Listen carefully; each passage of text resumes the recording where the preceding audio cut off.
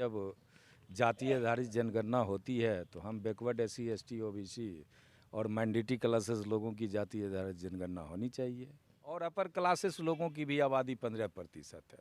तो आप संख्या के अनुपात में बजट जो है सो जातीय आधारित जनगणना जब होती है तो इसका क्लियर फिगर इसीलिए कि ताकि उसको आवंटन जो देना पड़ेगा संख्या के अनुपात में जो आवंटन राशि उसको डिस्ट्रीब्यूट करना पड़ेगा। बोलने में और मैं दिल्ली पहुंच गया और जब आप दिल्ली जाने लगेंगे तो एयरपोर्ट पर 30 मिनट पहले जाना पड़ेगा, फिर प्लेन पर चढ़ना और 1.5 घंटा हवाई मार्ग में तैरना पड़ेगा और तब जाके दिल्ली लैंड करना पड़ेगा। सब मिला के लगभग 4 घंटा होगा। तो अगर बेनिफिट टीवी का वीडियो आपको पसंद आया तो चैनल को सब्सक्राइब करें। धन्यवाद। नमस्कार, मैं रविंद्र कुमार और आप देख रहे हैं बेनिफिट टीवी न्यूज। हम जनता की आवाज़ सामाजिक मुद्दों पे उठाते रहते हैं। क्या जनता की समस्याएं हैं, लोगों से उस बारे में समाधान में जानते रहते हैं। ऐसे ही हमारे साथ एक हमारे स्टूडियो में मेहमान आए हैं। आइए उनका परिचय लेते हैं कि आखिर उनका परिचय क्या है और किस तरह से सामाजिक मुद्दा को बीच बीच में उठाते रहते हैं। तो सर, अपना परिचय दीजिए पहले। विकास पासवान, वरीय प्रदेश उपाध्यक्ष, दलित सेना बिहार पटना। आप दलित सेना में हैं और दलितों की आवाज़ उठाते रहते हैं। जातीय जनगणना के मुद्दे पर आप क्या कहना चाहिएगा? बिल्कुल जातीय आधारित जनगणना होनी चाहिए। भारत में जानवरों की जब जातीय आधारित जनगणना होती है तो हम बैकवर्ड एससी एसटी ओबीसी और माइनॉरिटी क्लासेस लोगों की जातीय आधारित जनगणना होनी चाहिए। ये तो हम लोगों ने बहुत पहले से भी 25 वर्ष पहले भी पार्लियामेंट गेट के बाहर हम लोगों ने धरना भी दिया था कि भारत में जब जानवरों की जातीय आधारित जनगणना होती है तो बैकवर्ड एससी एसटी और ओबीसी की क्यों नहीं होती है। जातीय जनगणना से लाभ क्या है, इस बारे में दर्शकों को बताइए। जाति आधारित जनगणना होने से ये सबसे पहले बेनिफिट होगा कि संख्या के अनुपात में जो रिप्रेजेंटेशन का मामला है, एक तो ये मामला विकसित होगा। दूसरा जो है बजट जो आप बनाते हैं, बजट जो हमारे समाज के लिए बनता है, जैसे एससी एसटी ओबीसी है, इसकी जो आबादी है, जैसे एससी एसटी की आबादी 22.5% है, ओबीसी की आबादी 52% है, माइनॉरिटी की आबादी 15% है और अपर क्लासेस लोगों की भी आबादी 15% है।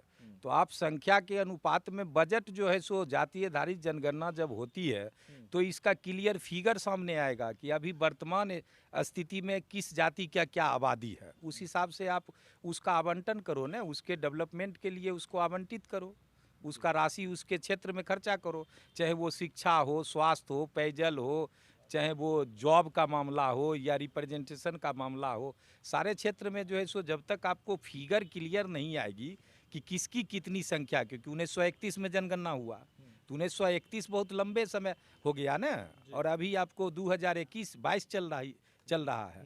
लगभग 10 वर्षों के बाद 100 वर्ष हो जाएगा। तो 100 वर्ष में जिसकी आबादी 22.5% थी, अब शेड्यूल कास्ट शेड्यूल ट्राइब्स की आबादी 22.5% थी, तो हमको लगता है कि आज के तारीख में वो बढ़ के 30% हो गई होगी। तो आप बिना जातीय आधारित जनगणना का कैसे पता करोगे कि उसकी आबादी 30% है कि 31% है। इसलिए जातीय आधारित जनगणना कंपलसरी है, अनिवार्य रूप से अभी होना चाहिए। सरकार जाति आधारित जनगणना टाल रही है, नहीं कराना चाहती है, आखिर क्यों? इसीलिए कि ताकि उसको आवंटन जो देना पड़ेगा संख्या के अनुपात में जो आवंटन राशि उसको डिस्ट्रीब्यूट करना पड़ेगा, उसको दबाने के लिए जातीय आधारित जनगणना नहीं कर रही है। अगर जातीय आधारित जनगणना करेगी तो उसके हिसाब से उसको आवंटन देना होगा कि किस जाति का कितनी संख्या है, किसके क्षेत्र में किसका रिप्रेजेंटेशन कितना होना चाहिए, उस आधार पर जो है सो उसको आवंटन इशू करना पड़ेगा। इसीलिए इसको दबाया जा रहा है। सरकार तो बोल रही है कि एसटी एससी ओबीसी सारे लोगों को हम ज़्यादा से ज़्यादा अधिकार देने की कोशिश कर रहे हैं और आप उल्टा बोल रहे हैं कि उसको दबाने का प्रयास किया जा रहा है। तो मौखिक आप क्या माने उसको लाभ देने जा रहे हैं भाई? आपके पास जब सर्वे रिपोर्ट नहीं है कि किसकी कितनी संख्या है तो आप उसके आधार पर उसको आवंटन किस आधार पर दे रहे हैं? आप बताइए ना, किस आधार पर आप आवंटन इशू कर रहे हैं? तो बोल रहे कि ओबीसी को हम आरक्षण दे दिए, एसटी एससी को आरक्षण तो ओबीसी को आरक्षण तो आपने दिया 90 में 27%। ओबीसी का आबादी तो है 52%, तो आपने 52% उसको कहाँ आरक्षण दिया? तो इस तरीके तो सरकार कह रही है कि हम काम कर रहे हैं, आप बोल रहे हैं कि कह रही है, थ्योरी में कहना और प्रैक्टिकल में करना दोनों दो बातें होती है ना। अब थ्योरी उसको कहते हैं जैसे अभी मैं प्लेन पर चढ़ूंगा और मैंने 1.5 घंटा में दिल्ली पहुंच जाऊंगा। कितने देर लगा मुझको बोलने में, और मैं दिल्ली पहुंच गया। और जब आप दिल्ली जाने लगेंगे तो एयरपोर्ट पर 30 मिनट पहले जाना पड़ेगा, फिर प्लेन पर चढ़ना पड़ेगा और 1.5 घंटा हवाई मार्ग में तैरना पड़ेगा और तब जाके दिल्ली लैंड करना पड़ेगा। सब मिला के लगभग 4 घंटा होगा। तो आप क्या कहना चाहते हैं कि सरकार अधिकार नहीं देना चाहती है? सरकार को प्रैक्टिकल रूप में आनी चाहिए, थ्योरेटिकल में नहीं। थ्योरी से हमारा काम नहीं चलने को है। जैसे मैं अभी भूखा हूँ, हमको भोजन चाहिए तो भोजन मिलनी चाहिए ना, कि विकास जी आपको भोजन मिल जाएगा। थ्योरी में भोजन मिल रहा है तो विकास जी का जाति आधारित जनगणना नहीं हो रही है। तो जाति आधारित जनगणना होने से ये पता चलेगा कि शेड्यूल कास्ट शेड्यूल ट्राइब्स का एजुकेशनल स्तर क्या है, सर्विस में अभी तक इन्होंने कितने प्रतिशत गया।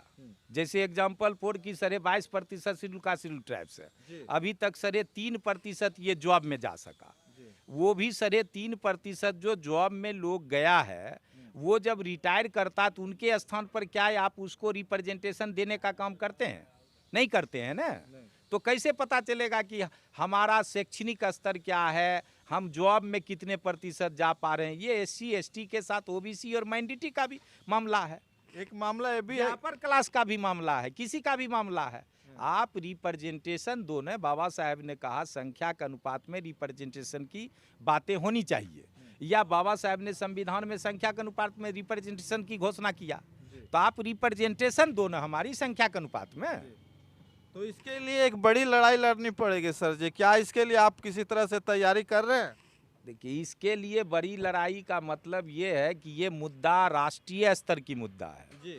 क्षेत्रीय स्तर पर लड़ने से हमारी समाधान संभव नहीं है। तो इसको राष्ट्रीय बीमारी है तो राष्ट्रीय स्तर पर जन आंदोलन होनी चाहिए ना, क्षेत्रीय स्तर पर तो होगी नहीं। तो राष्ट्रीय स्तर पर इसके लिए लोग लड़ाई लड़ भी रहे हैं और लोग लड़ाई की तैयारी भी कर रहे हैं। देखिए आगे होता क्या है, आप लोग भी उस लड़ाई में शामिल होइए। हम लोग इस लड़ाई में शामिल है तभी तो आपसे हम बात कर रहे हैं। और क्षेत्रीय स्तर पे भी आंदोलन होने चाहिए और राष्ट्रीय स्तर पर भी आंदोलन हो रही है और होनी चाहिए। ये जरूरी भी है ताकि जातीय जनगणना से जो सरकार कुछ छिपा रही है डाटा, वो सामने आए। यही कहना हमारा भी है और आपका भी है। इस तरह से हम देखते हैं कि जाति आधारित जनगणना जो है देश के लिए अहम मुद्दा है और इसको होनी चाहिए ताकि देश में SC ST OBC माइनॉरिटी जो भी लोग हैं उनका हक और अधिकार मिल सके। ये वीडियो देखने के लिए बने रहिए हमारे साथ। जय भीम, जय भारत। नमस्कार, आप देख रहे हैं बेनिफिट टीवी। हजारों दर्शकों का मनचाहा कार्यक्रम, हजारों साथियों का मनचाहा प्रोग्राम आप देख रहे हैं बेनिफिट टीवी।